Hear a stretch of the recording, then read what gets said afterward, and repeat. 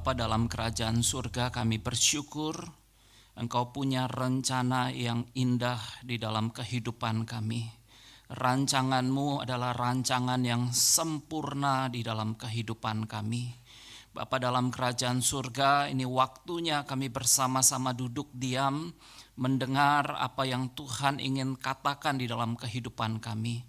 Pimpin kami bersama-sama untuk mendengar kebenaran firman-Mu. Dan hamba-Mu berdoa biar kuat kuasa Roh Kudus yang bekerja di tengah-tengah kami, menolong membuka hati kami, menerangi hati kami supaya kami menerima kebenaran-kebenaran daripada firman-Mu ya Tuhan di dalam kehidupan kami, dan iman kami boleh berakar, bertumbuh dan berbuah di dalam Tuhan. Berkati ya Tuhan pemberitaan firman-Mu pada pagi hari ini. Menyerahkan waktu pemberitaan firman Tuhan hanya di dalam nama Tuhan Yesus Kristus. Amin. Silakan duduk Bapak Ibu saudara-saudara yang terkasih di dalam Tuhan.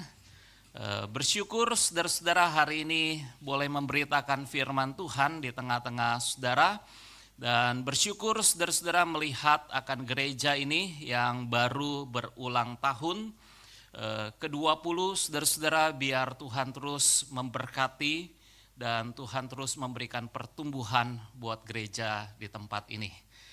Saudara-saudara, hari ini kita akan bersama-sama merenungkan satu tema, yaitu kedaulatan Allah dalam keluarga.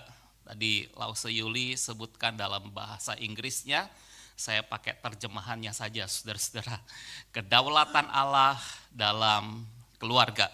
Saudara-saudara, kita membuka Alkitab kita dalam Kejadian 50 ayat 15 sampai 21. Kejadian 50 ayat 15 sampai 21. Kita akan membaca bagian firman Tuhan ini bergantian saudara-saudara. Saya membaca ayat 15, saudara-saudara 16, dan terus kita bergantian sampai ayat yang ke-21. Judul perikopnya adalah Yusuf menghibur hati saudara-saudaranya. Ayat 15 dikatakan, ketika saudara-saudara Yusuf melihat bahwa ayah mereka telah mati, berkatalah mereka, boleh jadi Yusuf akan mendendam kita dan membalaskan sepenuhnya kepada kita segala kejahatan yang telah kita lakukan kepadanya.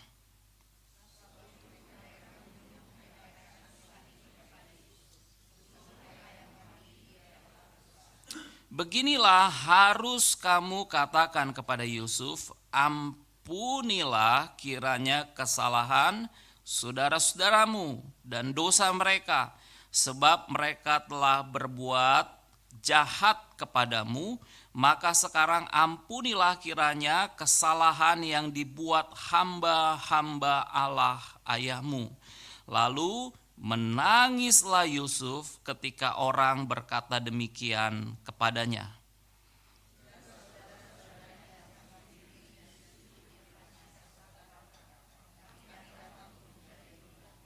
Tetapi Yusuf berkata kepada mereka, janganlah takut, sebab aku inikah pengganti Allah.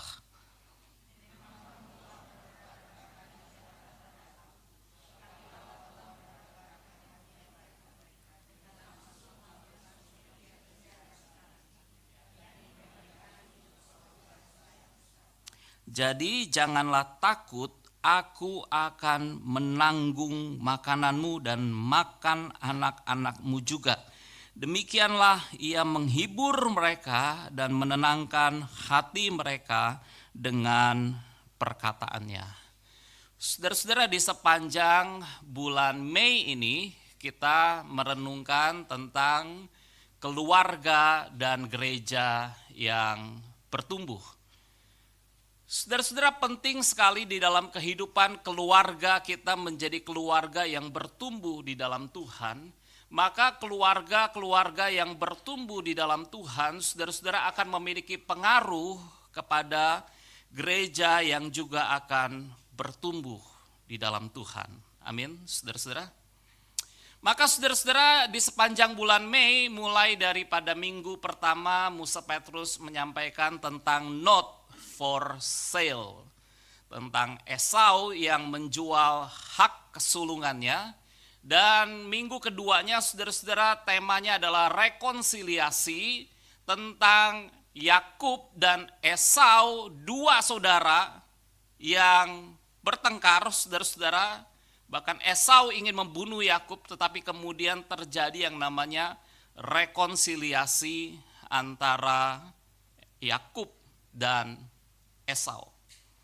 Dan minggu ketiga, saudara-saudara, berulang tahun, Pendeta Yohanes Adri menyampaikan tentang berakar dan bertumbuh di dalam Tuhan. Dan minggu yang keempat ini, saudara-saudara, kita merenungkan tentang kedaulatan Allah di tengah-tengah keluarga kita.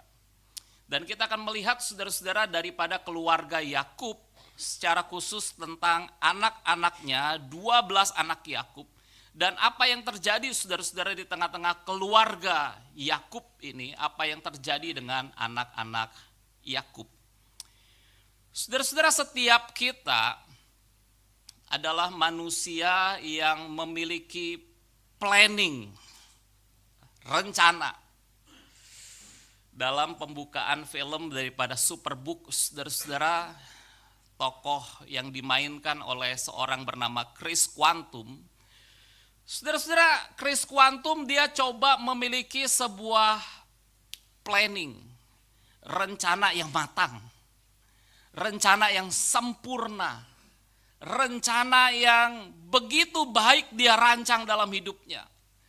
Dia coba mengatur hidupnya, saudara-saudara, bagaimana dia mengambil pakaian dan membereskannya, bagaimana dia sikat gigi dan berkumul, berapa lama waktu yang dia gunakan. Dan terakhir, saudara-saudara, Chris Quantum dia merencanakan untuk pergi dan menonton pertandingan sepak bola, datang tepat waktu, dan dia bisa duduk dengan nyaman di kursi menonton pertandingan sepak bola.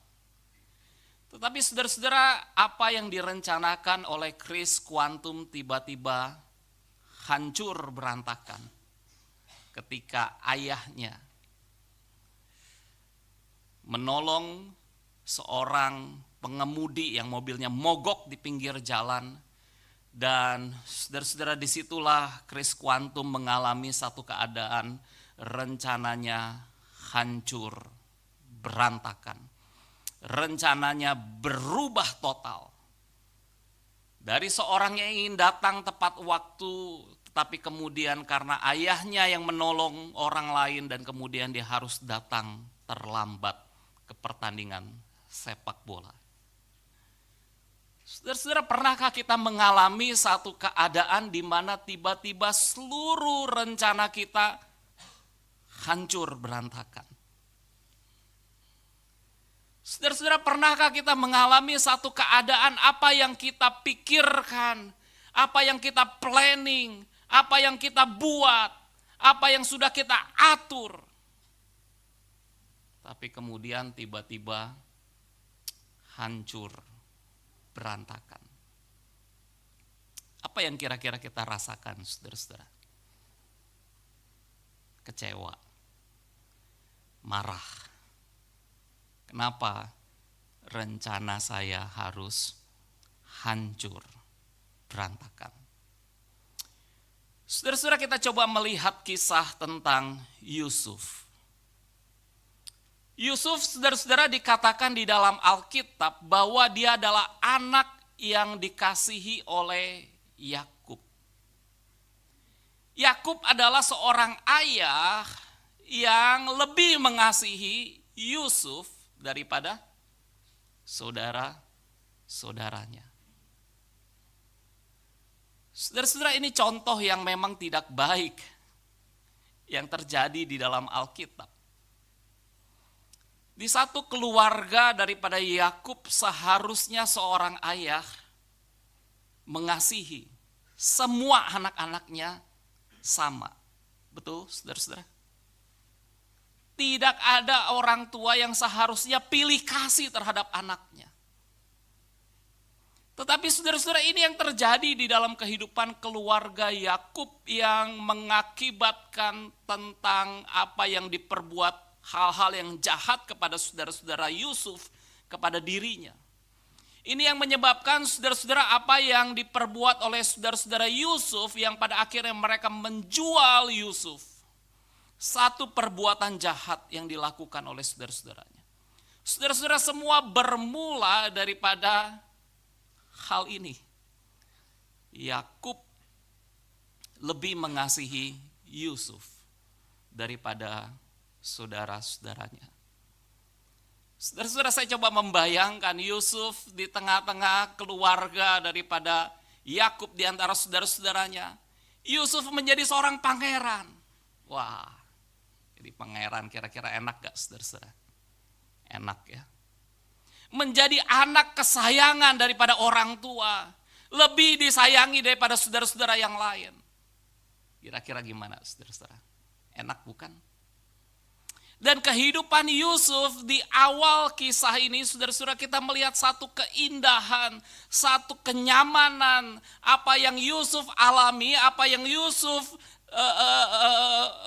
hidupi di dalam kehidupannya adalah sesuatu yang sangat baik. Dia menjadi seorang pangeran di tengah-tengah keluarga Yakub. Ketika saudara-saudaranya yang lain tidak diberi pakaian, tetapi Yusuf diberi jubah. Dia katakan jubah yang sangat indah. Saudara-saudara, kenapa favoritisme ini terjadi dalam kehidupan keluarga Yakub? Kalau kita ingat, saudara-saudara, kita balik lagi ke belakang.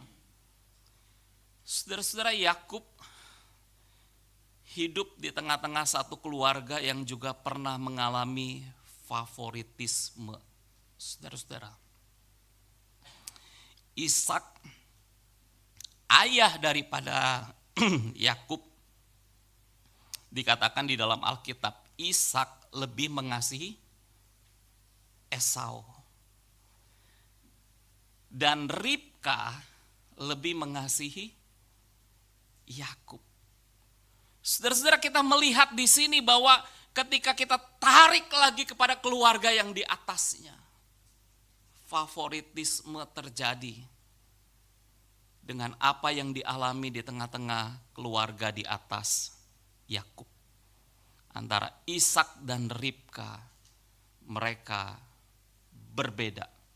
Yang satu mengasihi anak yang satu mengasihi anak yang lain.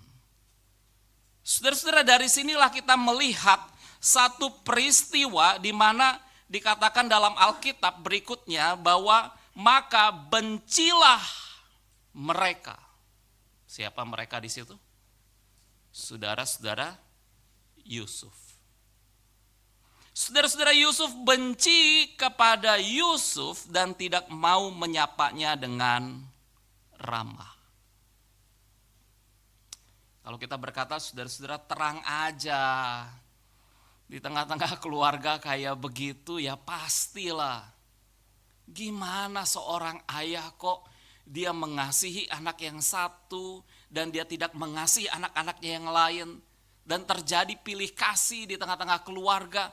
Pastilah saudaranya akan benci kepada anak yang disayang oleh orang tua tersebut. Saudara-saudara, inilah yang terjadi dalam kehidupan keluarga Yakub.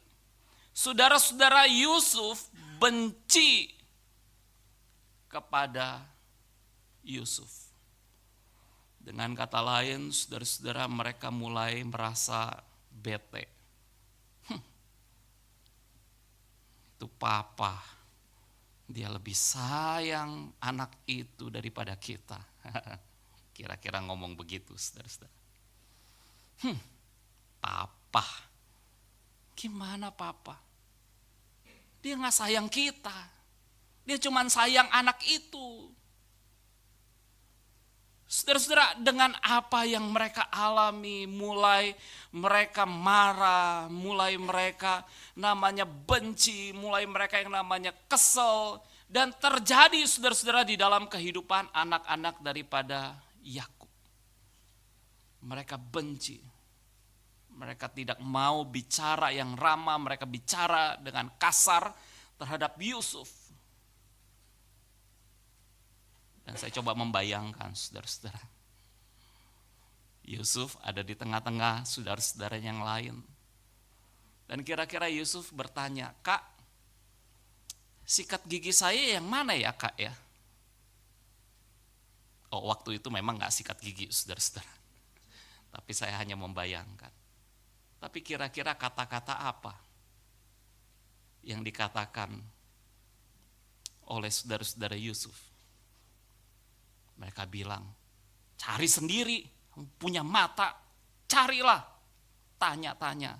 Kira-kira saudara-saudara, kita hanya berimajinasi dan memang tidak dijelaskan dalam Alkitab.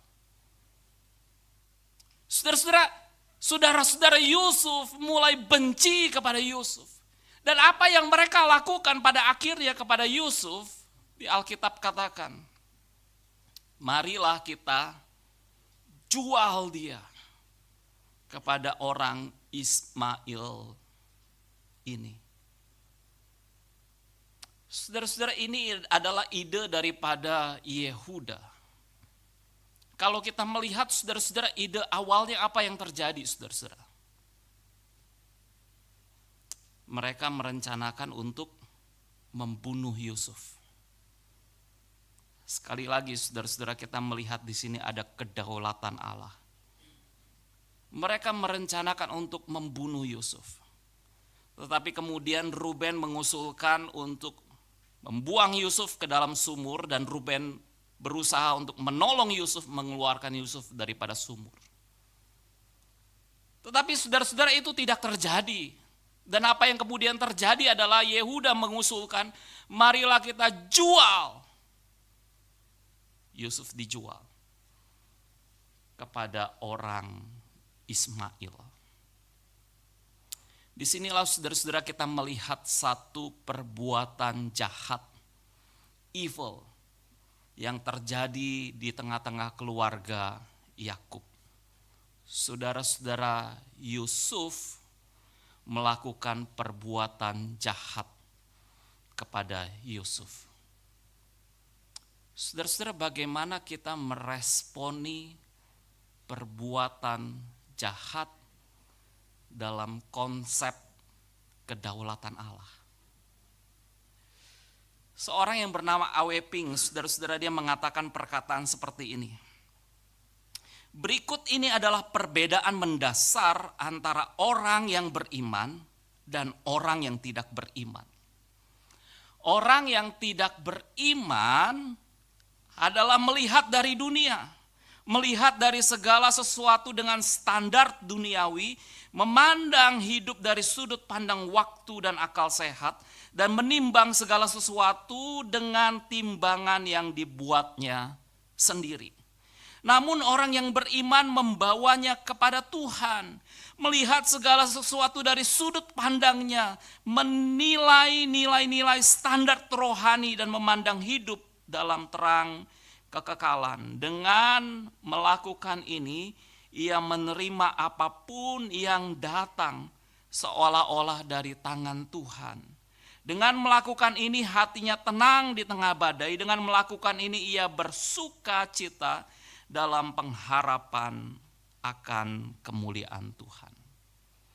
Kira-kira saudara-saudara, respon daripada Yusuf, dia menjadi orang yang beriman atau Yusuf menjadi orang yang tidak beriman, saudara-saudara? Yusuf melihat perbuatan jahat, evil, daripada saudara-saudaranya dalam perspektif dia sebagai orang beriman atau orang tidak beriman, saudara-saudara. Saudara-saudara, orang-orang yang tidak beriman ketika menghadapi yang namanya evil, perbuatan jahat, mudah sekali mereka menyalahkan Tuhan. Mereka bilang, Tuhan jahat. Tuhan jahat. Kenapa Tuhan izinkan hal ini terjadi dalam kehidupan saya? Tuhan jahat. Begitu banyak saudara-saudara orang-orang yang tidak beriman, mereka menyalahkan Tuhan dalam perbuatan-perbuatan jahat yang terjadi dalam hidup mereka. Dalam peristiwa-peristiwa buruk yang terjadi dalam kehidupan mereka dan kemudian mereka menyalahkan Tuhan. Saudara-saudara, kita coba melihat hal ini. Kalau Tuhan itu berdaulat, mengapa Tuhan mengizinkan kejahatan terjadi? Saudara-saudara, ini pertanyaan yang perlu kita renungkan sebagai orang Kristen. Tuhan itu kan berdaulat, dia berkuasa, dia mengatur segala sesuatu. Tapi kenapa Tuhan izinkan hal yang jahat, hal yang buruk terjadi dalam kehidupan kita? Saudara-saudara, saya percaya kita lebih suka begini, saudara-saudara. Tuhan kan Tuhan yang berkuasa ya, lause ya.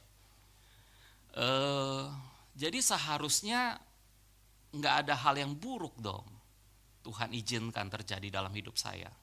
Seharusnya kalau Tuhan itu berkuasa, ya udah dia singkirkan aja hal-hal yang buruk, perbuatan-perbuatan yang jahat. Tuhan singkirkan, Tuhan berkuasa. Kita suka saudara-saudara dengan pemikiran atau teologi yang seperti itu. Tetapi saudara-saudara, itu bukan teologi yang tepat. Dengan kata lain begini saudara-saudara, seolah-olah Tuhan itu kita rendahkan dan seolah-olah Tuhan itu tidak berkuasa atas kejahatan. Saudara bisa tangkap hal ini? Seolah-olah Tuhan tuh gak berkuasa dalam wilayah kejahatan. Seolah-olah Tuhan tuh gak berkuasa dalam hal-hal buruk yang terjadi dalam hidup kita. Tuhan gak berkuasa, kita pengen ini disingkirkan aja. Tetapi saudara-saudara, dalam perspektif teologi tentang kedaulatan Allah, kita melihat hal ini. Antara kedaulatan Allah dan kejahatan itu adalah sesuatu yang berjalan berdampingan. Kedaulatan Allah dan perbuatan-perbuatan jahat manusia itu adalah sesuatu yang paralel, berjalan berdampingan. Itu sebabnya saudara-saudara, kalau kita melihat apa yang dikatakan oleh Yusuf, dia katakan apa saudara-saudara? Bahwa manusia mereka-rekakan yang jahat. Tetapi Allah mereka-rekakannya untuk mendatangkan kebaikan. Saudara-saudara, di sini kita melihat evil dan sovereignty of God berjalan berdampingan. Dan Allah ada di balik daripada perbuatan jahat yang dilakukan oleh saudara-saudara Yusuf. Dan Allah ada di balik daripada kebaikan yang akan Allah sediakan buat kehidupan daripada Yusuf. Dan dua hal ini adalah sesuatu yang paralel, tidak dipisahkan dalam kehidupan kekristenan kita. Allah di satu sisi dia berdaulat, mutlak. Dia adalah Tuhan yang mempunyai rencana dalam hidup kita. Tetapi di satu sisi yang lain, Tuhan mengizinkan kejahatan. Perbuatan jahat terjadi, hal-hal buruk terjadi. Dan Tuhan berdaulat. Maka saudara-saudara, kita melihat tentang pemahaman kedaulatan Tuhan. Atau ayat firman Tuhan yang tadi kita baca, Tuhan mereka-rekakan yang baik, manusia mereka-rekakan yang jahat. Apa aplikasi saudara-saudara dari ayat ini dalam kehidupan kita? Kita belajar poin yang pertama. Kita baca sama-sama saudara-saudara, poin yang pertama ini 1, 2, 3. Pemahaman akan kedaulatan Allah membawa kita mengampuni orang lain. Saudara-saudara, pada waktu kita melihat seluruh peristiwa hidup kita dalam kerangka kedaulatan Allah, seharusnya respon kita, tanggung jawab kita adalah melakukan apa yang Tuhan mau dalam hidup kita. Respon kita adalah tunduk kepada kebenaran firman Tuhan. Respon kita adalah melakukan apa yang Tuhan kehendaki di dalam hidup kita. Dan Tuhan menghendaki kita untuk belajar mengampuni. Saudara-saudara, kita melihat apa yang terjadi dengan Yusuf, atau apa yang Yusuf lakukan kepada saudara-saudaranya. Usia 17 tahun, Yusuf itu dijual oleh saudara-saudaranya. 15 tahun kemudian, saudara-saudara, sekitar umur 32 tahun, Yusuf menjadi seorang perdana menteri. Menjadi orang yang berkuasa di Mesir. Menjadi orang kepercayaan daripada Firaun. Saudara-saudara, Yusuf sudah berada di dalam posisi yang berbeda dengan saudara-saudaranya.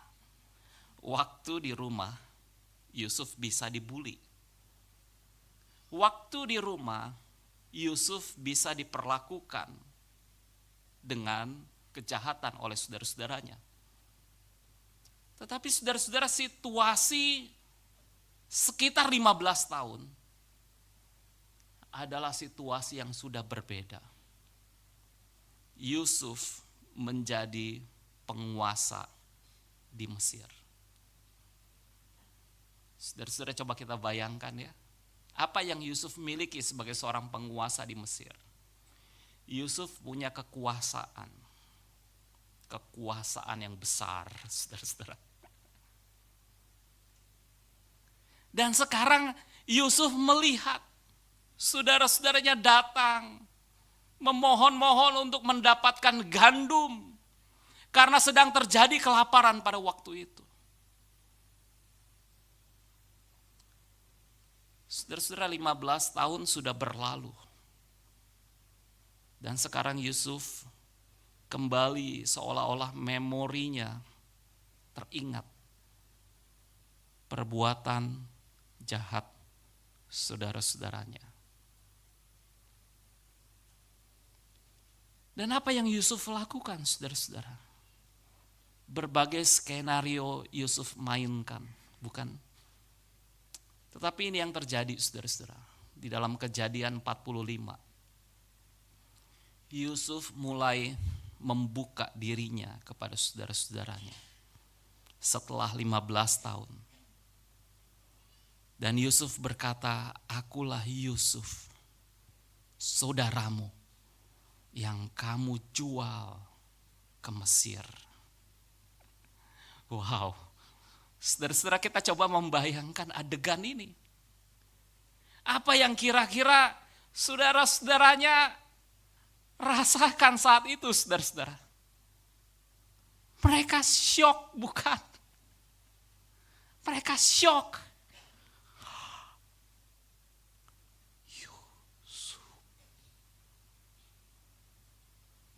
Mereka tengok satu dengan yang lain. Yusuf.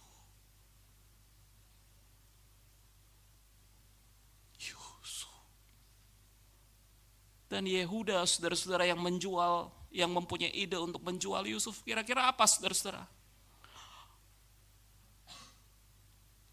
Yusuf.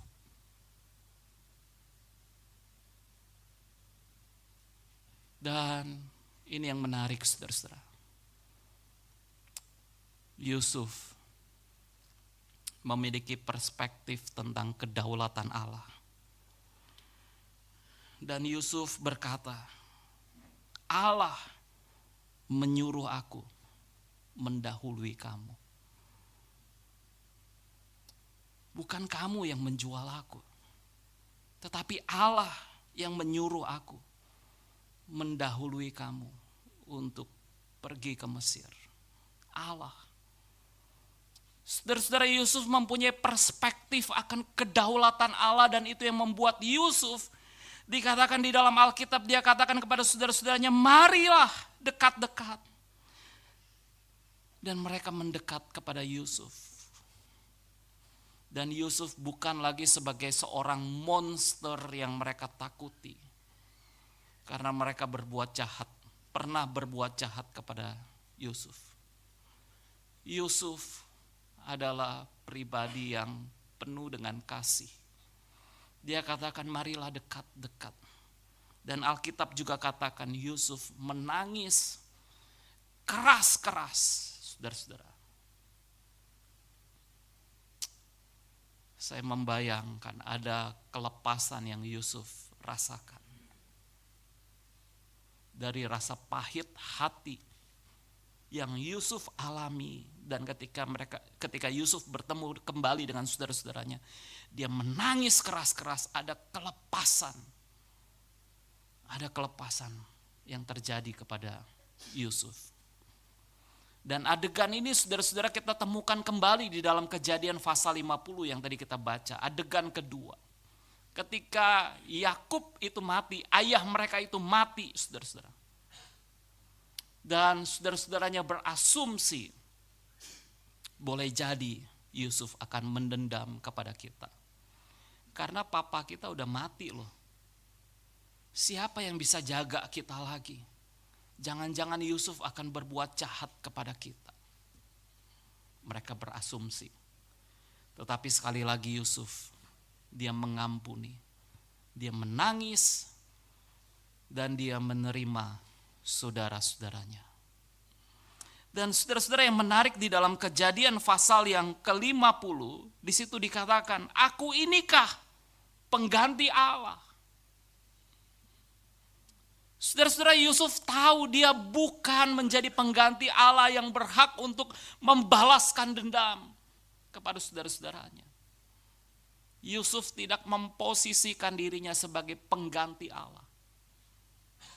Yusuf punya perspektif akan kedaulatan Allah yang merencanakan dia untuk dia bisa pergi ke Mesir, untuk dia bisa menjadi penguasa di Mesir. Dan dalam perspektif kedaulatan Allah, Yusuf mengampuni saudara-saudaranya.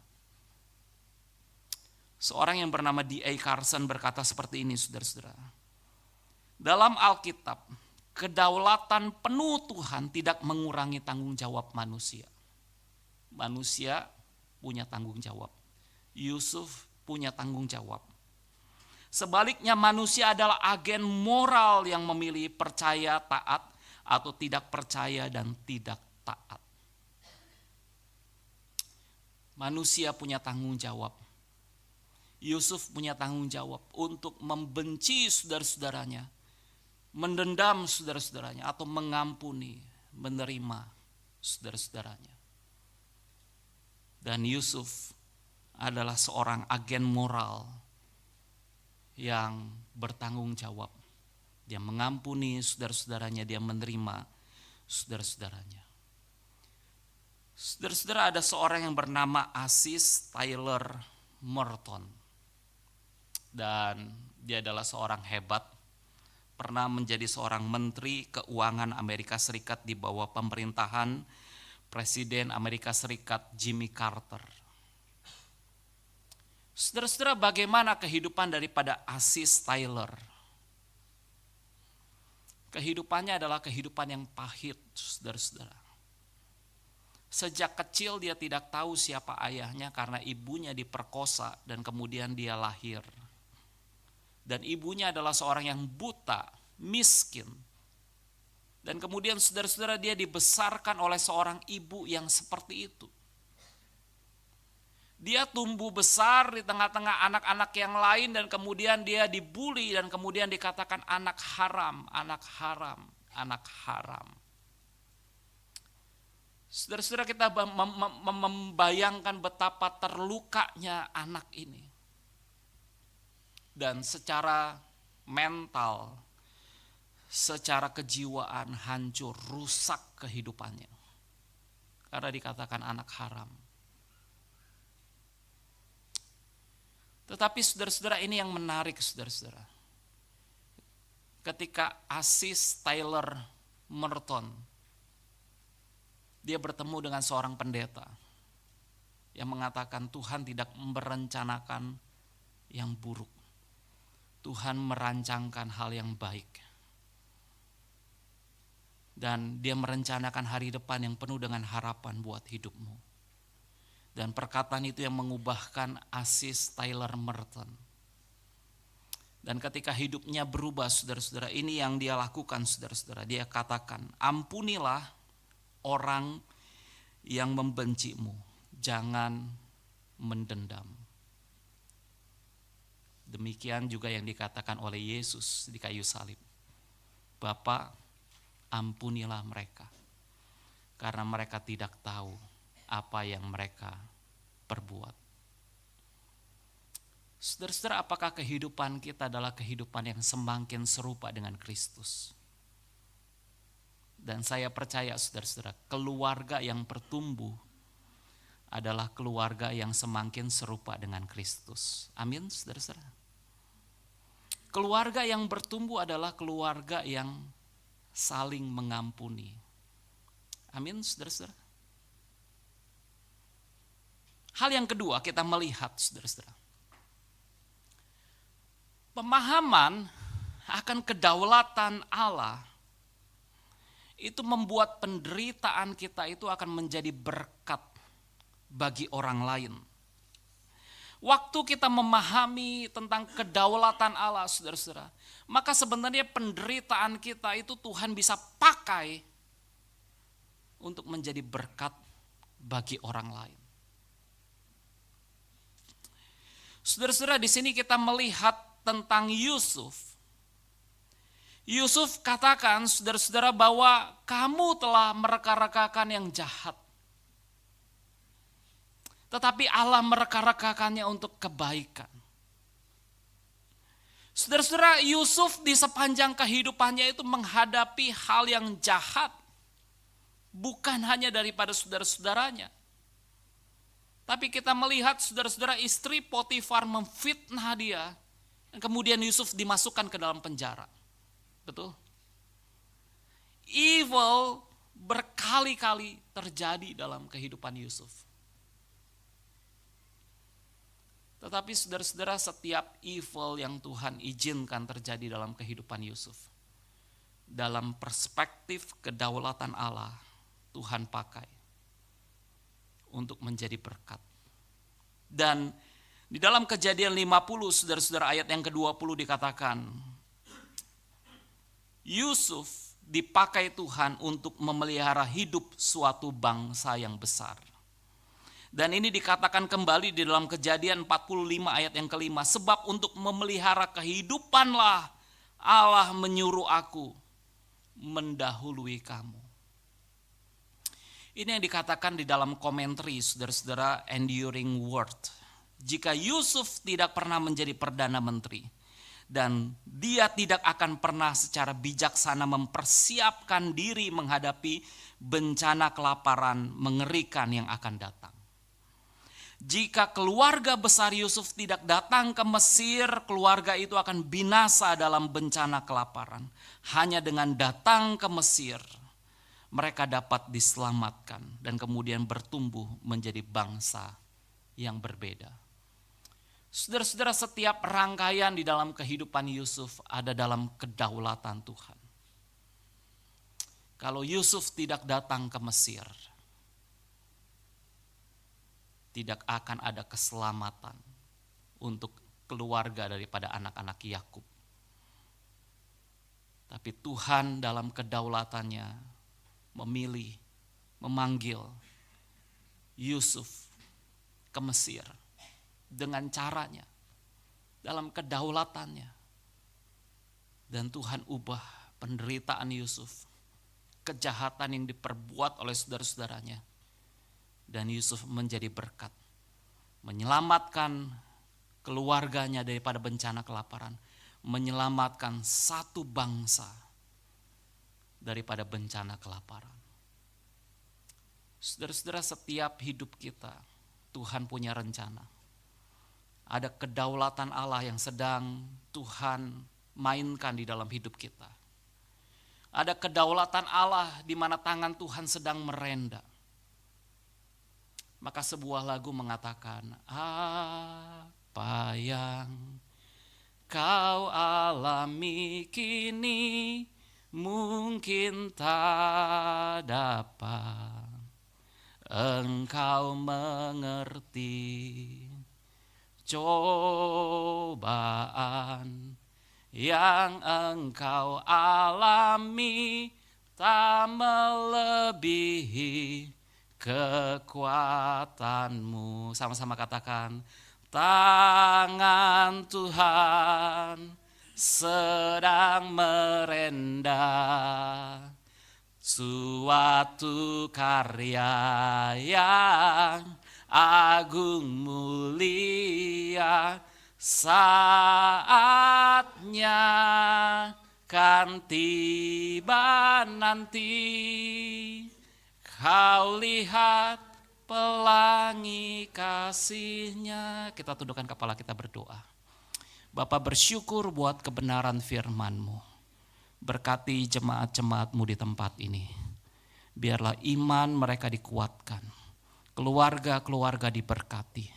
Di dalam nama Tuhan Yesus Kristus kami berdoa. Amin.